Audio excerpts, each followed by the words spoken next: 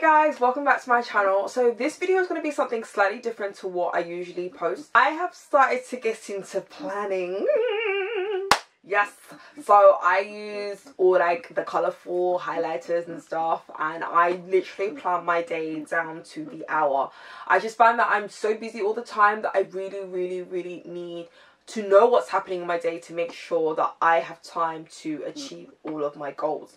So to do that, I don't actually have a conventional planner or anything. I just write everything in my notebook, and this is just a regular notebook from Paper Chase.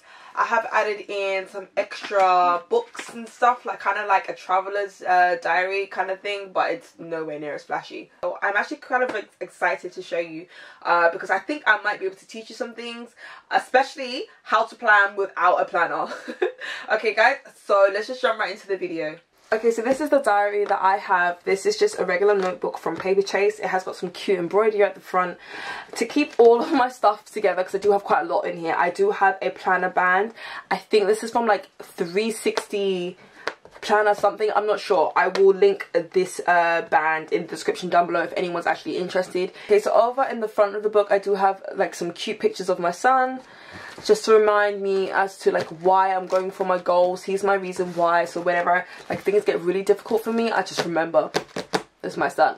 Just jump right to the back of the notebook. Over in the back I do have quite a few different sort of inserts. I have got a large sticky pad which I use to create additional pages in my notebook. I will show you how I use these large sticky notes a little bit later on in the video, but I just have this slotted into my notebook, and it's secured by the planner band, so you know, it's not going to fall out. And over in the back I do have two notebooks which I have purchased separately. These are just two A5 exercise books which I've glued into the back just to give myself some additional pages. So it's kind of like a traveler's notebook in that sense, you know. I've got one notebook here, I've got another notebook here, and I've also got my main notebook over here. So let's just jump right into the planning section. My notebook is used for a multitude of different things. I have it for my personal notes, I've got it for you know, my notes when I go on training courses, and I also have it to plan my days. Now what I don't have, which a normal planner has, is actual sections that, you know, they allocate to different types of things, like your monthly spread, year at a glance, things like that. I don't have that, which is cool. It's fine. I mean, I still know how to navigate it, and I still know how to work through my notebook. Let's just go back to the parts of the notebook which I use for my actual planning. Okay, so let's just go over to this page. I do have a post-it which, you know, I do like to add just with like cute quotes on it, just to kind of give me inspiration during the day. So this one says, "The sky is the limit," and I have like a crap love heart that I drew. But yeah, I like to keep those kind of inspirational notes in there to try and, you know, keep me going for the day. Okay, so this page right here, this is what I've planned my day on 14th of August 2018, and this looks a bit weird. It's kind of like different highlighted colours and things like that. So let me just jump right into just showing you how exactly I have this planned out. So I've got the date here at the top, 14th of August. Let's just go into the colours. So all of the yellow here, the yellow are fixed appointments. These are appointments that, you know, I cannot miss. Things I have to do at, you know, certain periods of time during my day that just can't be moved. So for example, in the morning between 6:20 AM and 7:35, I'm getting myself ready, my son ready, and then, you know, we are out the door. I'm taking him to school. So I cannot do any sort of project planning or anything during that time, because obviously I'm busy.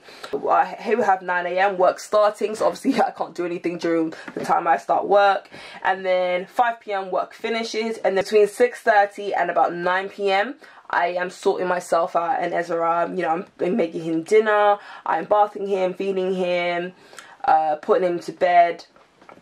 And then I don't mess with my own bedtime. At 11:30, go to bed. Right, okay, so that's the fixed appointments done. So with my fixed appointments, it really doesn't leave that much time, you know, for me to do other things that I'm actually interested in, things that will actually help me, you know, work towards my goals. One of the main goals I'm trying to achieve in the next couple of years is that I want to be able to, you know, work when I want, where I want. I want my blog to actually turn into a business, and in order to do that, I need to, you know, work on my blog every single day. So in order to work on the tasks that I need to do to achieve my goals, I use the ABC task technique, which I learned from Ruth Suka. She's an entrepreneur, professional blogger. She's got a blogging course called EBA. She's got her own podcast called Do It Scared. She's also got her own blog called Living Well While Spending Less. She's absolutely amazing, and I've learned so much from her. So let's just go on to the ABC technique. A tasks are tasks that I have to do in order for me to get closer to my goals.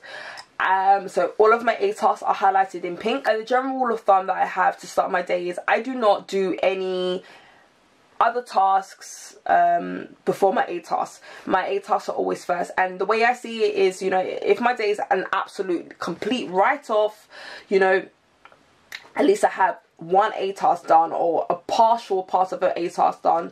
So, you know, at least I feel like my day has been somewhat productive. On the 14th of August, I put on my way to work, I record ideas for my About Me page for my website.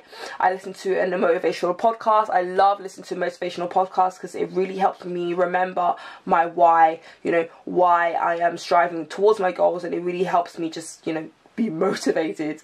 And then when I get to work, I plan the rest of my day. I do daily planning at the moment. I realize that's not the most efficient way of planning. I probably should do weekly planning, but at the moment I do plan my days every single day. So take some time in my day to plan. I don't have much free time during the day at all, so at lunchtime I do like to spend some time working on my blog. So I will finish a blog post, or I'll edit a picture or something. So on my way home after 5 p.m. I finish, I will continue writing part of my blog, or sometimes I'll listen to a podcast, whatever. And then when I get to home, during the time in which, you know, I'm looking after my son and you know, making him lunch and feeding him and bathing him and stuff, I will make sure that I also make myself lunch for the following day. That is a massive A task for me because I am really trying to save money, and if I don't buy myself lunch and I buy myself lunch at work is so expensive, so I'd rather not. So this is really, really cheap for me to make it from home.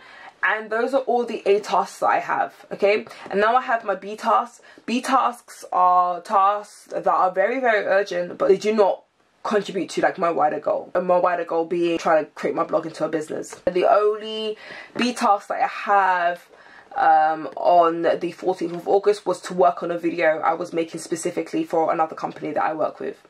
And that was something that they would be using personally themselves.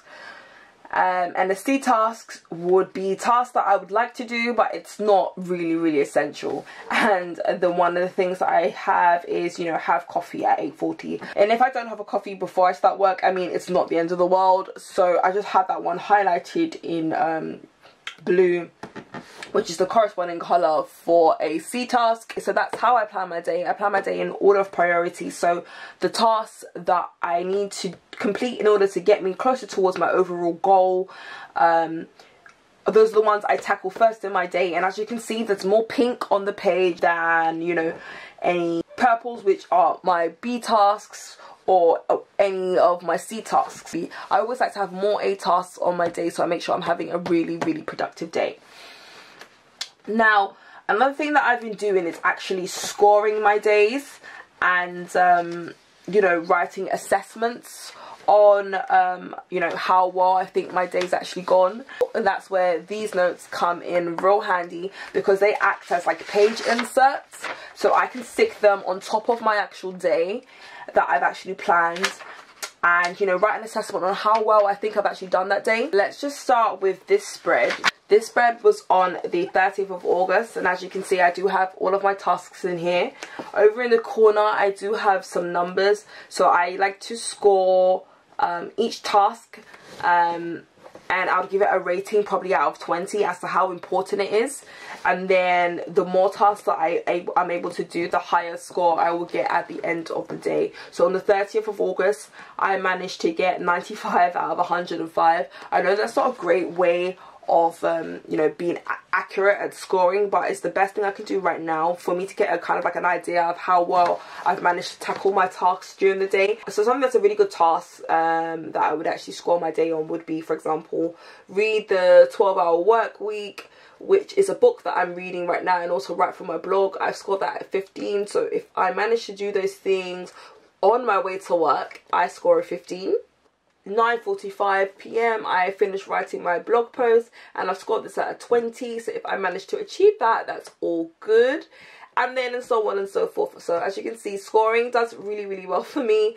So 95 out of 105, that's pretty good. That's a pretty productive day. On that notepad, I just write like my thoughts for the day, my opinion on how well I scored that day, what worked for me, what didn't work well for me, and things that I've learned during the day, which I think could be helpful. On the 29th of August I was really unhappy with how my day went. As I said, I was kind of pissed off today. So I decided that a lot of the tasks that I was doing during that day, they were tasks that I didn't need to be doing, and if it doesn't contribute to my overall goal or put money in my pocket, why am I doing it? That is a great assessment of our day, because I think sometimes we tend to just say yes to a lot of things without realizing how much is actually impacting our lives. Some things just don't need to be done if it doesn't, it doesn't need to be done.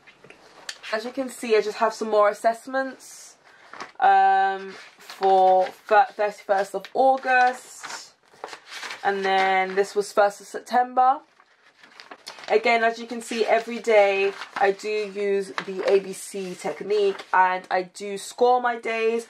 Everything is highlighted. So I really hope that you guys found this video really helpful. I do plan to do more planning videos.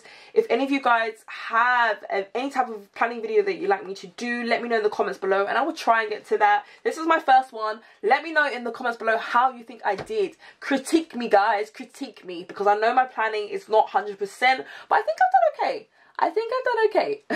I've actually really enjoyed this video, so please give me a thumbs up if you enjoyed it, and make sure you subscribe to my channel. Also subscribe to my Instagram and Facebook. All of my links are going to be down below in the description box. Okay, so that's everything from me, guys, and I'll see you later. Bye.